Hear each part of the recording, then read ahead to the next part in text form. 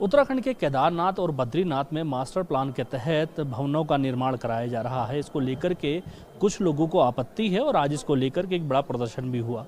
वहीं हमने केदारनाथ और बद्रीनाथ के दोनों ही विधायकों से बात की तो दोनों के अपने अपने तर्क थे। वहीं भारतीय जनता पार्टी से विधायक, उनका साफ तौर पर कहना था कि मास्टर प्लान लोगों के हित के लिए है और सरकार को इस विषय पर पूरी जानकारी है। अगर किसी को कोई परेशानी है तो वो आकर के मुख्यमंत्री से मिले, इसके अलग रास्ते निकाले जा सकते हैं, लेकिन विरोध कोई इसका सलूशन नहीं है। वहीं बात करें बद्रीनाथ से विधायक बुटोला जी की, क्योंकि कांग्रेस से वो विधायक हैं, तो उनका साफ तौर पे कहना था कि भवनों का जो निर्माण मास्टर प्लान के तहत किया जा रहा है वो मानकों के अनुरूप नहीं है।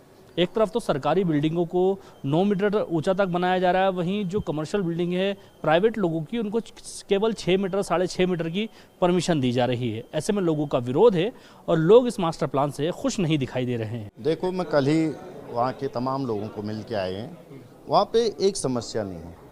जो आप देखोगे वहाँ पे जो मास्टर प्लान है, उस मास्टर प्लान के अंतर्गत जो लोगों ने कई वर्ष पुराने, किसी 100 साल पुराने, 50 साल पुराने जो मकान है उनके मैप पास करने की बात की जा रही है। वो दूसरी बात है, जो सरकारी जो आवास हैं उनकी हाइट 9.5 मीटर और जो लोगों के स्थानीय व्यवसाय जो बनाना चाह रहे हैं उनको 6.5 मीटर की परमिशन दी जा रही है। एक जैसे मानक क्यों नहीं? तीसरी बात, उसको लेके ये भी माना जा रहा है कि भाई आप समान मानकों पे चलिए और लोगों को जो मुआवजा है वो मुआवजा नहीं मिल पा रहा। वहाँ पे व्यवसायों की जो 120 दुकानें टूटी, उनको दुकानें नहीं मिल पा रही। सुना है बड़े बड़े व्यापारियों को दुकानें आवंटित की जा रही। एक मॉल बड़ा बन रहा है, लेकिन वहाँ पे जिन लोगों की दुकानें टूटे, स्थानीय रोजगार जिनको मिलना चाहे उनको दुकानें नहीं मिल पा रही। उसके अलावा लोगों का ये मानना है कि भाई पूरी के पूरे क्षेत्र को आपको कॉमर्शियल, जब वहाँ पे होटल बनने हैं, व्यावसायिक गतिविधियाँ हैं, तो पूरा का पूरा कॉमर्शियल जो कोशिश किया जाए।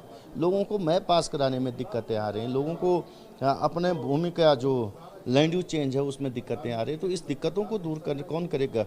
मंदिर के प्रांगण के 75 मीटर के दायरे के बाद जो वहाँ पे जो काम किया जाना चाहता, उसको लेकर भी इनके कार्यों की वजह से पूरा का पूरा मंदिर के 150 मीटर तक भी बहुत बड़ी समस्या आएंगे। नदी का मुहाना, इन्होंने जो नदी का मुहाना और बद्रीनाथ की ओर मोड़ दिया, जिससे तप्तकुंड और बद्रीनाथ की जो वो है वो खतरे की जद में आ गया। तो ये तमाम मांग हैं और ये हमारी संस्कृति को बचाने की मांग है। इसको लेकर के लोग तरह मुंडन कर रहे हैं, दिन रात प्रदर्शन, धरना प्रदर्शन कर रहे हैं। लोगों की मांग थी कि मैं विधानसभा के अंदर उठाऊं, लेकिन सरकार की मंशा चर्चा को लेकर नहीं है। देखिए, वहाँ पे एक विस्तृत रूप से बनाने का निर्णय भारत सरकार ने भी लिया था, हमारी उत्तराखंड सरकार ने और भारत सरकार ने लिया था। आपदा के बाद जिस तरह से वहाँ पे पूरी तरह से ध्वस्त हो गया था केदारपुरी, तो एक बड़ा सा मास्टर प्लान के तहत एक बड़ी स्वरूप में केदारपुरी को मास्टर प्लान के तहत बनाए जाने का निर्णय लिया गया था, जिस पे आधा अधूरा मतलब वहाँ पे काम भी हो चुका है काफ़ी मात्रा में। मैं समझती हूँ कि जो मास्टर प्लान के तहत वहाँ पे भवन बनाए गए, जो चीज़ें वहाँ पे निर्माण हुई हैं, काफ़ी हद तक लोगों को आवंटित भी किए गए, लेकिन अब ऐसे सुनने में आया है कि इसका विरोध चल रहा है। हम बात करेंगे, पूछेंगे और उस पर आगे कार्रवाई होगी। देखिए, विरोध पता नहीं किस रूप में कर रहे हैं, लेकिन मेरा कहना ये है कि अगर किसी चीज़ पे आपत्ति है, कोई उनको लगता है कि ये हमारे हित में नहीं हो रहा है, तो हम माननीय मुख्यमंत्री जी से अपनी बातचीत कर सकते हैं, सरकार से बातचीत कर सकते हैं और उस बातचीत का समाधान हम निकाल सकते हैं। तो मेरा यही आग्रह है सभी से, केदारपुरी और बद्रीनाथ के क्षेत्र के सभी लोगों से, कि एक बार माननीय मुख्यमंत्री जी से बातचीत करके जहाँ भी उनको प्रॉब्लम आ रही है, जहाँ भी दिक्कतें आ रही है और उनको लगता है कि ये मास्टर प्लान हमारे हित में नहीं हो रहा है, तो उस विषय पे चर्चा करके उसका समाधान किया जा सकता है।